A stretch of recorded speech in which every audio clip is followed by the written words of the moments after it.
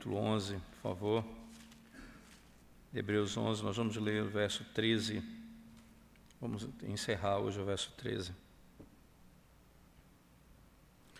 Diz assim: todos estes morreram na fé, sem ter obtido as promessas, vendo-as, porém, de longe, e saudando-as, e confessando que eram estrangeiros e peregrinos sobre a terra. E confessando que eram estrangeiros e peregrinos sobre a terra. Amém. Hoje nós vamos lidar, irmãos, com essas duas últimas expressões, né? Saudando-as e confessando que eram peregrinos e estrangeiros, ou estrangeiros e peregrinos sobre a terra. A primeira expressão que nós vamos usar como os frutos dessa fé, né, é que eles de longe olham a promessa e eles vão saudar a promessa. Isso é exatamente, saudando-as, né? Essa é uma imagem bem interessante, né? Porque o termo aqui utilizado, irmãos, ela significa literalmente, e como está escrito aqui no texto, né? Não é apenas, esse saudar aqui, não é apenas pelo discurso, não é apenas pelo falar, não é? Mas também como eles abraçam isso, como eles se apegam a isso, literalmente, né? Então, podemos traduzir dessa forma, não é? E eles as receberam com ações de graça. Nós poderíamos colocar dessa forma, saudando as promessas, nós podemos dizer que eles receberam essas promessas com ações de graça. Então, eles tomaram as promessas nas mãos de modo respeitoso, agradecido, certo de que aquilo era uma grande bênção para a vida deles. Eles tinham essa plena consciência. Esse é um aspecto importante, né? Então, isso aqui podemos chamar, irmãos, um notável fruto da fé, pela qual esse aspecto é recomendado no texto. O próprio autor recomenda isso no texto, né? Eles olham as promessas de longe, né? E eles vão tomar essas promessas nas mãos, né? E aí, ao fazer isso, eles fazem duas coisas básicas. Primeiro, veja só, irmãos, primeira coisa que eles vão fazer, eles vão tomá-la pela ação do seu coração. Vou repetir, por meio da ação do seu próprio coração. E segundo, pela ação da sua vida. Então, uma é o coração deles, a outra é a vida deles. A ação do coração era isso, preste atenção no que significa, não é? Tudo aquilo que foi prometido a eles, não foi realizado nos dias deles. Tudo que foi prometido não foi realizado nos dias deles. Entretanto, eles se alegraram com aquilo que eles puderam receber. Você vai lembrar do Evangelho de João, no capítulo 8, verso 56, em que o Senhor Jesus Cristo diz assim, não é? O nosso pai, o teu pai Abraão, se alegrou no meu dia, ele se regozijou no meu dia. E ele diz o texto interessante, né? E ele viu o dia e se alegrou. Ele se regozijou nesse dia, ele viu o dia e se alegrou. Como foi que ele viu, irmãos? Se isso ocorreu alguns séculos depois. Ele viu de longe aquilo e ele abraçou aquilo, ele recebeu aquilo completamente, né? Isso podemos dizer que Abraão, de coração, ele recebeu aquilo. Ele viu Cristo de longe. Ele viu Cristo de longe. É só você voltar para o texto, que é isso que o texto diz. Ele diz, ora, sem ter obtido as promessas, vendo-as, porém, de longe. Eles viram a promessa de longe e eles vão recebê-la com alegria. Eu posso dizer a mesma coisa de Sara, de Isaac, de Jacó. O coração deles, não é, os corações estavam jubilosos, de alegria, ao ouvirem as maravilhosas promessas de Deus no que diz respeito ao Messias, não é? E como o coração deles se alegrava naquilo. Então a maneira como eles vão receber isso é de coração, o coração deles. Segundo, irmãos, eles tomaram essa promessa no modo como eles praticaram, como eles viveram a sua vida, Quando eles chegaram, e é importante isso, né? Quando eles chegavam a qualquer lugar, em qualquer cidade, em qualquer ambiente que eles se encontravam, e você vai encontrar isso em muitos lugares do Antigo Testamento, especialmente em Gênesis, né? Lá, quando eles chegavam, eles edificavam um altar ao Senhor. E lá eles ofereciam um sacrifício. E lá eles invocavam o nome do Senhor. Era isso que acontecia. Eles chegavam no lugar, levantavam o altar ao Senhor, ofereciam um sacrifício ao Senhor e, ao mesmo tempo, eles invocavam o nome do Senhor. E tudo isso, irmãos, o que é que eles estão fazendo externamente? Revelando aquilo que estava no coração deles. Eles receberam de coração e eles praticaram isso que eles receberam, na medida que eles receberam as promessas do Senhor. Eles aceitaram as promessas de Cristo, né? Que eles iriam habitar a terra, embora eles nunca habitassem plenamente naquela terra naqueles dias. E aqui nós podemos pensar um pouco sobre nós, irmãos, né? Quando isso toca a nossa própria vida, quando você entende um pouco a relação do Antigo e Novo Testamento, você percebe que lá eles aguardavam o Messias e hoje nós temos toda essa obra plenamente realizada na história e revelada nas Sagradas Escrituras a nós. Nós temos tudo o que foi prometido a eles realizado. Nós temos toda a obra realizada no nosso Senhor Jesus Cristo. Nós olhamos para Cristo, mas de modo mais pleno, mais evidência do que os próprios patriarcas fizeram. Muito mais. Isso é a verdade para conosco, irmãos. Então, o nosso dever, a nossa tarefa é que nós deveríamos ser mais agradecidos e gratos e tomar nas mãos as promessas de Deus com muito mais confiança e convicção. Nós temos mais luz e conhecimento das promessas de Deus do que os patriarcas tiveram. Jesus disse: Abraão viu o meu dia de longe e se alegrou. Ele viu de longe. Nós deveríamos olhar para os nossos dias e o tempo que nós vivemos, irmãos, né?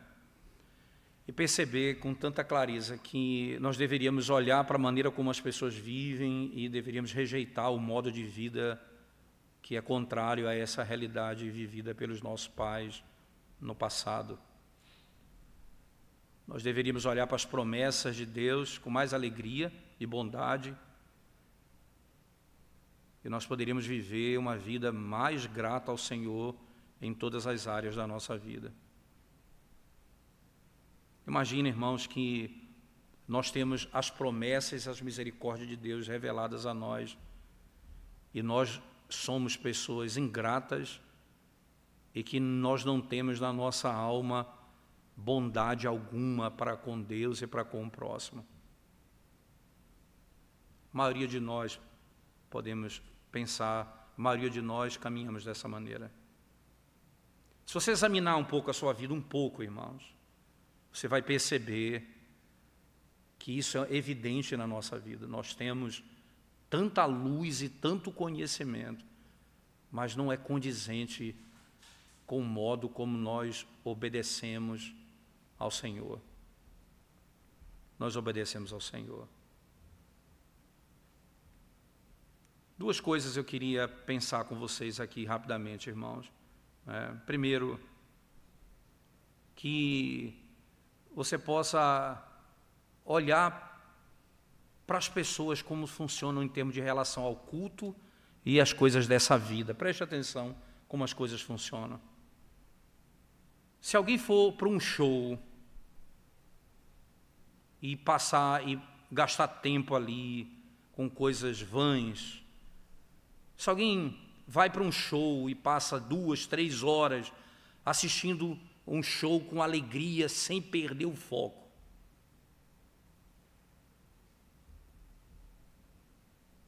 e nós podemos olhar assim, 3 horas eu passei com os meus olhos voltados para aquilo, sem interrupção. Agora, vamos falar de ouvir o Evangelho de Cristo. A santa palavra de Deus pregada e ensinada, como foi Abraão, Isaque e Jacó. O texto diz que eles se alegraram. Eles se alegraram. Agora você olha as pessoas ouvindo o Evangelho e elas sentadas, irmãos, pesadas e cansadas. E a palavra parece um fardo para eles. Uma hora é muito tédio. É difícil não dormir no culto. Se você passa de 1 hora, você fica impaciente. E vem com uns argumentos mais inacreditáveis. Ninguém aguenta, a concentração é 30 minutos. Passou disso, ninguém consegue ouvir mais. O que isso mostra no fundo, irmãos, não é que se deve pensar na habilidade do homem de entender ou de se concentrar, mas o que isso revela na realidade é que nós não temos alegria em ouvir de Cristo. Abraão viu e se regozijou. Veja que coisa, irmãos. De longe, ele se alegrou. Que coisa para se avaliar na nossa vida. Segundo, considere o comportamento dos homens no culto, irmãos. Considere o comportamento dos homens no culto. Aqueles que se aproximam de Deus com seus lábios, mas o coração está longe do Senhor. Embora o corpo esteja presente na congregação, os seus corações estão vagueando pelos negócios do mundo, vagueando nas obras de pecado. E ali o coração diz: Deus não é adorado com sinceridade. Olha para os nossos pais lá que viram e se alegraram. E olhe para aquilo que nós podemos contemplar e não temos o mínimo prazer. Terceiro, irmãos, veja que coisa ainda a gente pode aplicar para a nossa própria vida. Nós temos a palavra de Deus pregada dominicalmente. Às vezes até 2 vezes no domingo, quarta-feira, no estudo da reunião de oração. E aí vem a pergunta, a gente escuta, mas quando a gente sai, a gente vive como quem não ouviu o Evangelho. Nós somos ingratos naquilo que aprendemos.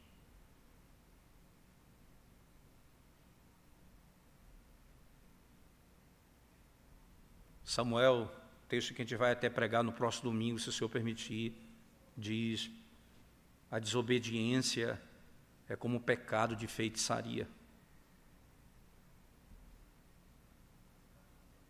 Você ouve e você desobedece. Você ouve e vive contrário àquilo que o Senhor ensina. É como Isaías no capítulo 66, você vai encontrar no verso 3 a seguinte palavra: quanto aos que escolhem seguir os próprios caminhos, que têm prazer em seus pecados detestáveis, não aceitarei suas ofertas. Veja o que o Senhor está dizendo. Quanto aos que escolhem seguir os próprios caminhos, que têm prazer em seus pecados detestáveis, não aceitarei suas ofertas. Quando oferece um boi, veja que o profeta diz, é tão inaceitável quanto um sacrifício humano. Olha, oferecer ao Senhor um culto fruto da desobediência é como oferecer um sacrifício humano. É detestável para Deus. É detestável para Deus.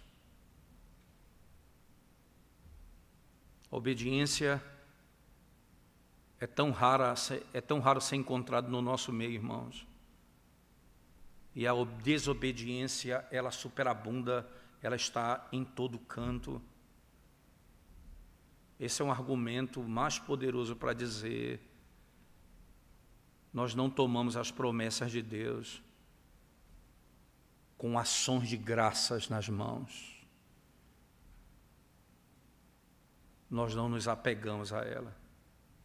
Porque se fizéssemos, nós pelo menos íamos nos esforçar para fazer o que Deus ordena na sua lei e o que Ele deseja no seu Evangelho. E para isso precisamos ser gratos pela misericórdia, pela bondade. E isso eu mostro gratidão obedecendo ao Senhor. O segundo aspecto, o terceiro e quarto, porque agora é o quarto, que a gente estudou dos dois primeiros na quarta passada, o terceiro agora, que é saudando-as, isto é, recebendo com ações de graça, podemos chamar assim. Agora, o último fruto da fé está aqui no final do verso 13, quando diz: confessando que eram estrangeiros e peregrinos sobre a terra. Veja, a primeira coisa que o texto diz, irmãos, confessando. Quer dizer, eles professavam isso abertamente. Quem eles eram, qual era a religião deles, o que eles criam. E eles não faziam isso apenas no meio deles, eles faziam isso também diante dos seus inimigos, diante dos pagãos. Lá em Gênesis 23, 4, você vai ver, Gênesis 23, 4, você vai ver que Abraão disse ao povo da terra de Canaã que ele era um estrangeiro e peregrino no meio deles. O que ele quer dizer com isso, que eu sou um estrangeiro e peregrino no meio de vocês? Abertamente ele declara isso, irmãos. Ele está dizendo o seguinte: eu sou estrangeiro aos seus deuses. Eu sou estrangeiro à sua idolatria. Eu sou um peregrino. Eu não vivo segundo as práticas do seu povo.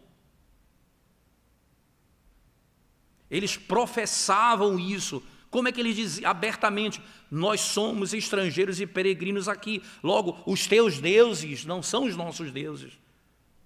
Os teus cultos não são os nossos cultos. Isso deveria nos fazer entender, irmãos, que nós não deveríamos ter vergonha de professar a nossa religião, aquilo que cremos, onde quer que seja, no lugar que nós estivermos. Nosso chamado é para professar o Evangelho e a religião de Cristo. Muitos têm vergonha de fazer isso. Vamos aprender pelo exemplo desses homens, irmãos. Não importa, literalmente, não importa o que o mundo diga de Cristo e da religião do nosso Senhor, nós entramos nessa santa confissão, sendo chamados para isso, para que pudéssemos confessar diante do mundo isso e não estar envergonhado daquilo que professamos. O próprio Jacó, quando diante de Faraó, no capítulo 47, verso 9 de Gênesis, ele confessou também nos seus dias: e no dia dos seus pais, né, ele diz, nós éramos peregrinos, nós somos peregrinos nessa terra. Na igreja primitiva, irmãos, no Novo Testamento, você vai encontrar isso, né, muito claramente. Entre os judeus e os gregos, o que era o evangelho para essas pessoas? O que era o evangelho para os homens desse mundo? Lá em 1 Coríntios, no capítulo 1, verso 23, você vai encontrar as palavras do apóstolo Paulo dizendo assim, 1 Coríntios 1, 23, nós, porém, pregamos Cristo crucificado, o qual de fato é escândalo para os judeus e loucura para os gentios. Ora, o que eles dizem de Cristo, o que é que eles esperam de Cristo? Nós pregamos Cristo crucificado. Para eles, Cristo é isso. Mas para os que foram chamados, tanto judeus como gregos, Cristo é o poder de Deus e a sabedoria de Deus. Ora, o que é Cristo para nós e o que é Cristo para o mundo? Nós confessamos a Cristo diante do mundo em que nós vivemos, abertamente, como a Escritura nos ensina aqui, irmãos.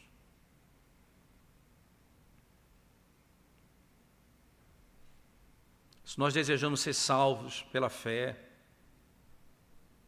nós devemos aprender com o exemplo desses homens, irmãos. Não nos envergonharmos da profissão de fé, de confessarmos aquilo que cremos. Eles não se envergonhavam, não tinham medo de testificar a sua fé entre os pagãos. As palavras de Cristo são claras. Todo aquele que se envergonhar de Cristo nesse mundo, Cristo se envergonhará dele no dia do juízo, diante do seu Pai no mundo vindouro. Aquele que se envergonha de Cristo, aquele que se envergonha de Cristo, o Senhor vai se envergonhar dele naquele dia. O que é que os patriarcas professavam, irmãos? O que é que eles professavam? Primeiro, que eles eram estrangeiros. Segundo, que eles eram peregrinos. O estrangeiro é alguém que tem a sua moradia não sendo dele mesmo. Isto é, o lugar onde ele habita não é dele mesmo. Ele mora num país estranho, estrangeiro. Embora ele não viaje, ele habita num lugar que não é o seu país, a sua terra. E peregrino, irmãos, é aquele que passa por meio de um país estrangeiro, não é? Indo para a sua casa. Ele vai para a sua casa. Abraão, Isaque e Jacó eram estrangeiros, porque eles habitavam como estrangeiros em tendas. Não na sua própria pátria, não na sua própria cidade. E eles eram peregrinos, porque eles sempre estavam prontos para ir onde Deus os chamasse. Eles não faziam daquele lugar a sua eterna moradia. Isso é comum também aos cristãos, irmãos. Você sabe que até mesmo depois dos nossos pais, lá, os patriarcas, o próprio Davi, o salmista Davi, o rei Davi, no Salmo de número 39, verso 12, ele vai declarar exatamente a mesma coisa. Veja lá comigo, por favor. Salmo 39, verso 12, o salmista diz assim, 39, 12, ouve, Senhor, a minha oração, escuta-me quando grito por socorro. Não te emudeças à vista de minhas lágrimas, porque sou forasteiro à tua presença, peregrino como todos os meus pais o foram. Veja, essa é uma marca de todo cristão, desde o princípio. Eu sou peregrino como meus pais. Quem diz isso, irmãos, aguarda uma pátria que não é aqui. É o que Hebreus 11, no verso 14, vai concluir, que é o que nós vamos falar a partir da próxima semana, se Deus permitir. Porque os que falam desse modo, manifestam estar procurando uma pátria. Ora, se nós somos peregrinos, nós estamos indo em busca de uma pátria. De uma pátria. Aqui o Senhor está exatamente exortando os discípulos dessa forma, né? Vamos pensar, irmãos, um pouco mais sobre isso, né? Como isso pode ser feito? Como é que eu devo ser peregrino, estrangeiro, na prática, aqui e agora? Primeira coisa que você deve fazer, que nós devemos fazer, nós devemos usar esse mundo e as coisas desse mundo como se não o usássemos. 1 Coríntios 7, 31. Nós vamos usar as coisas desse mundo como se não usássemos. As coisas desse mundo como se não usássemos. As bênçãos temporais que nós nos alegramos aqui, nós devemos usá-las como se não fossem nossa, como os estrangeiros fazem, apenas pela ocasião presente. Nós não devemos colocar o nosso coração nessas coisas.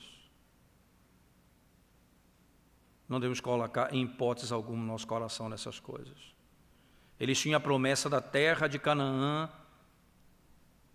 absolutamente, irmãos.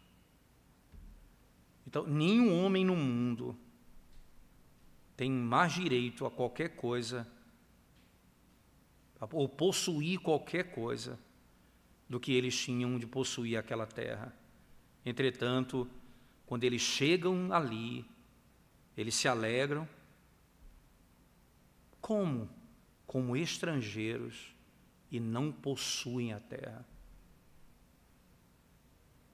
E não possuem a terra. A nossa casa, nós devemos usá-las como estrangeiros fazem quando entram numa pousada. Os nossos bens, devemos usá-los como os peregrinos. Quando você vai passar a noite na casa de alguém a caminho de uma outra cidade. Você deve usá-las sempre, sempre como quem está pronto e desejoso de deixá-las na manhã seguinte, em qualquer tempo que Deus nos chamar ou nos tirar essas coisas. Eu deito na cama, pronto para amanhã, ela não está mais comigo. Eu moro na casa, pronto para amanhã, não está mais nela. A segunda coisa que nós podemos aprender a viver nesse mundo, segundo os nossos pais, irmãos, nós devemos lançar fora todas as coisas desse mundo, irmãos, que nos impeçam de seguir a jornada para o reino dos céus. Tudo que me impeça de seguir a jornada precisa ser lançado fora. Lançado fora. Nós não devemos fazê-lo. Isso é. E o que é que impede a nossa jornada, irmãos? O pecado. O pecado, ele traz um peso sobre nós. O autor da carta aos Hebreus, no capítulo 12, verso 1, né, ele descreve, na página seguinte, 12, ele diz: portanto, também nós, visto que temos a rodear-nos tão grande nuvem de testemunhas, desembaraçando-nos de todo o peso e do pecado que tenazmente nos assedia, corramos com perseverança a carreira que nos está proposta, a carreira que nos está proposta. Aquele que se achega à cidade celestial, irmãos, aquele que caminha para a cidade celestial, é aquele que tem um coração puro e humilde. E no portão, nada vai impedi-lo de entrar. Nada. Uma outra coisa que a gente pode aprender aqui, irmãos, desse princípio de sermos estrangeiros e peregrinos, é estarmos contentes de coração em qualquer situação em que Deus nos permitir viver nessa terra. Nós devemos estar contentes, irmãos, tanto na enfermidade como na saúde, tanto na pobreza quanto na riqueza, tanto nas lutas como no período de paz, tanto no registro ou na informação boa que é dado sobre nós ou naquilo que é de ruim falado sobre nós. Nós devemos estar contentes com o Senhor. O peregrino, ele pacientemente, ele recebe tudo aquilo que cai sobre ele. Sabe por quê? Porque ele está de passagem por essa terra. Ele está de passagem por essa terra. Mas aí alguns pontos eu queria tratar aqui antes de nós concluirmos. Eu diria que são importantíssimos, né? Veja só, irmãos, a primeira pergunta que alguém pode fazer, né, é o seguinte: ora, se na nossa profissão, na nossa confissão de fé e na nossa prática, nós devemos ser como peregrinos e estrangeiros desse mundo, não é? Então, a pergunta é, como é será que eu não devo ser como um pobre na terra? Então, não é melhor que eu seja um miserável na terra, um pedinte? Não seria isso uma boa saída? Uma boa saída? Quer dizer, ter as coisas desse mundo seria algo ruim? Veja, o mundo nas Escrituras, a palavra mundo, ela é tomada de muitas formas. Primeiro, ela fala da corrupção do pecado, né? E isso nós devemos desprezar esse mundo dessa maneira. Segundo, né, o mundo, ele pode ser tomado literalmente como bênçãos temporais, como dinheiro, como terra, como saúde, como sustento ou coisas dessa natureza. Nós podemos pensar nisso. Isso não é algo ruim em si mesmo. Nesse sentido, o mundo não é algo para ser desprezado. Porque, entenda, irmãos, nas coisas terrenas, o que nós temos, o que são essas coisas terrenas? São dádivas de Deus. O que comer, o que vestir, onde morar, isso tudo é dádiva de Deus. E nenhum homem pode simplesmente desprezar isso sem cometer pecado contra a bondade de Deus e a providência de Deus, como Ele ordenou para cada um. Eu não preciso desprezar as coisas desse mundo. O que eu não posso, literalmente, é usá-las como se fossem eternas ou descansar nelas como se fosse eterna. Os papistas falam de um estado quase que angelical na terra, né? Quando um homem abandona tudo que ele tem e faz o voto de pobreza, como os frades pedintes, né? Isso é apenas coisas da cabeça do homem, irmãos. Não há nenhuma garantia na palavra de Deus. Nenhuma garantia na palavra de Deus de que isso é assim. Deixa eu dar um exemplo para você de como isso funciona. Não é? Você vai perceber, você lembra que Jesus chama os discípulos, Pedro, por exemplo, deixa o barco e segue a Cristo. Alguém pode pensar, o barco foi vendido. Aí, quando você vai lá para o capítulo 21 do Evangelho de João, por favor, Evangelho de João, capítulo 21, quando nós estamos ali diante do momento que Cristo vai ao encontro de Pedro e os discípulos, mas o texto começa assim: depois disto, tornou Jesus a manifestar-se aos discípulos junto do mar de Tiberíades, e foi assim que ele se manifestou. Estavam juntos Simão Pedro, Tomé, chamado Dídimo, Natanael, que era de Caná da Galileia, os filhos de Zebedeu, e mais 2 dos seus discípulos. Disse-lhe Simão Pedro: vou pescar. Disseram os outros: também nós vamos contigo. Saíram e entraram no barco, e naquela noite nada apanharam. Que coisa, não é? Eles estavam pescando, eles entraram no barco. Que barco é esse? De quem é esse barco? Não significa dizer, porque você foi chamado pelo Senhor, tudo que você tem você vai vender. Isso não é um princípio das Escrituras. O Senhor vai mostrar, por exemplo, também, irmãos, que havia até um tesoureiro, uma pessoa que cuidava das finanças no meio deles, para cuidar dos pobres. É verdade. Mas você vai perceber que os discípulos de Cristo, embora eles deixassem o uso presente das suas casas e dos lugares, mas eles não passaram o título e a posse das coisas para os outros. Lá em Mateus 8,14, Jesus entrou aonde, irmãos? Em Mateus 8,14, ele foi na casa de Pedro. Na casa de Pedro, Mateus 8,14. E depois da ressurreição, os discípulos estavam pescando. E aí, então, uma última questão que pode se levantar quando se fala em peregrino.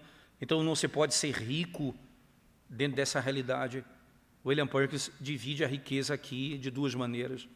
Ele diz, primeira coisa, irmãos, nós somos ricos das coisas suficientes. E segundo, a abundância delas. A primeira, pelas coisas suficientes, ele diz, eu quero dizer, essas coisas necessárias para a manutenção do estado do homem e da sua família. E dessa maneira um homem pode buscar ser rico, não é? E aí você pode dizer, o Senhor ensina lá a orar no quarto da petição, dá-nos hoje o pão nosso de cada dia, o pão nosso de cada dia dá-nos hoje, isto é, o que é necessário para o dia. Então, aí eu posso dizer, então, dessa outra maneira, nós podemos pedir a Deus e podemos buscar aquilo que é necessário para o sustento da minha casa, aquilo que é necessário para a manutenção da minha casa, aquilo que é necessário para essa vida. E aí nós usamos os meios para esse fim, literalmente. Mas os ricos tomados no segundo sentido, a abundância, não é? Aí ele diz, ora, não é certo o homem pedir a Deus para ser rico. Você não encontra isso na Escritura em canto nenhum. Senhor, faz-me rico. A oração é, Senhor, concede-me o necessário para viver. Como nós aprendemos em muitos lugares nas Escrituras Sagradas.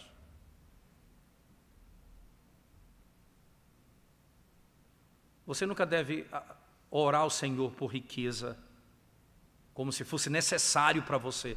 Você é orientado a orar por aquilo que é o sustento da sua casa, aquilo que é importante para a sua casa. Não é? Agora, e se Deus der abundância para um homem, irmãos, por meios lícitos, o que faz? O que o homem deve fazer?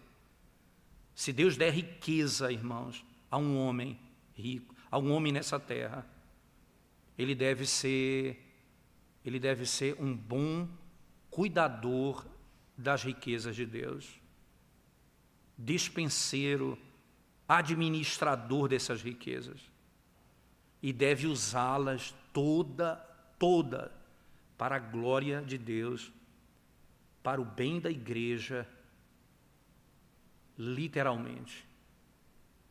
Ele não pode simplesmente viver uma vida em que ele se regala nos prazeres dessa terra e não serve ao Senhor com aquilo que Deus lhe deu. O Salmo 62, eu queria que você abrisse a Bíblia comigo, por favor. Salmo 62, no versículo 10. Preste atenção, irmãos, nas palavras do salmista. Salmo 62, versículo 10 diz assim: não confieis naquilo que extorquis, nem vos vanglorieis na rapina.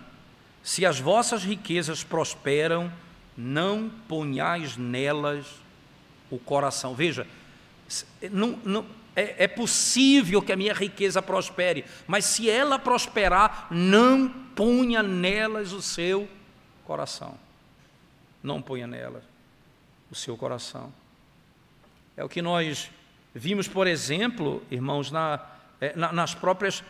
própria palavra, o apóstolo Paulo, escrevendo a Timóteo na primeira carta, no final da primeira carta de Paulo a Timóteo, no capítulo 6, verso 17, ele diz assim: exorta aos ricos do presente século, que não sejam orgulhosos, nem depositem a sua esperança na instabilidade da riqueza, mas em Deus, que tudo nos proporciona ricamente para nosso aprazimento. Aí o que eu faço com a minha riqueza?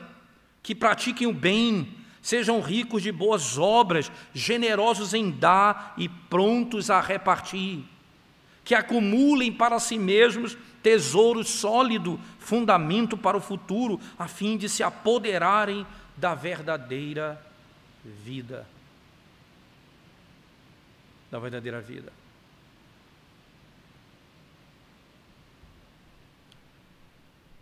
Eu preciso encerrar dizendo o seguinte, irmãos: quando nós não contemplamos pela fé a glória desse Evangelho de Cristo e, consequentemente, não temos ações de graças no nosso coração, manifestado pela obediência ao Senhor, quando não fazemos isso, nós não vivemos como peregrinos e estrangeiros, mas como quem vai morar nessa terra para sempre. E sabe o que acontece com a palavra quando o mundo se torna assim para mim? Eu encerro aqui Mateus 13, Evangelho de Mateus, capítulo 13, versículo 12, quando o Senhor Jesus Cristo narra aqui a parábola do semeador, e aqui ele explica a parábola do semeador. Em Mateus 13, 12, ele diz assim: pois ao que tem se lhe dará, 13, 12, e terá em abundância, mas ao que não tem, deixa eu ver, acho que tem um equívoco aqui, só um minuto, irmãos,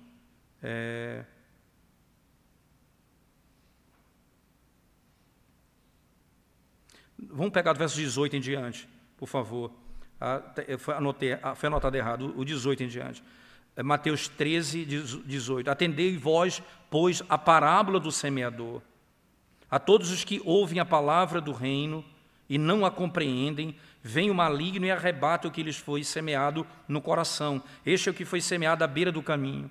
Foi semeado em solo rochoso, esse é que ouve a palavra e a recebe logo com alegria, mas não tem raiz em si mesmo, sendo antes de pouca duração. Ele, chegando à angústia ou à perseguição por causa da palavra, logo se escandaliza. Foi semeado entre os espinhos, é o que ouve a palavra, porém os cuidados do mundo e a fascinação das riquezas sufocam a palavra e fica infrutífera. Não há compatibilidade aqui, irmãos. Os cuidados do mundo e a fascinação das riquezas sufocam a palavra. São incompatíveis, literalmente. Nós podemos pensar nisso hoje, irmãos, como aqueles homens, os nossos pais no passado, de longe contemplaram Cristo e confessaram no meio dos pagãos e dos impérios das trevas: a nossa pátria não é aqui. Imagina nós, que já temos toda a realização das promessas em Cristo Jesus. o que faremos? Vamos orar ao Senhor nesse momento, irmãos. Obrigado, Senhor, pela bênção de podermos Te buscar e ouvir a Tua palavra nessa noite. Pedimos ao Senhor que mude a nossa alma, transforme o nosso coração, Senhor.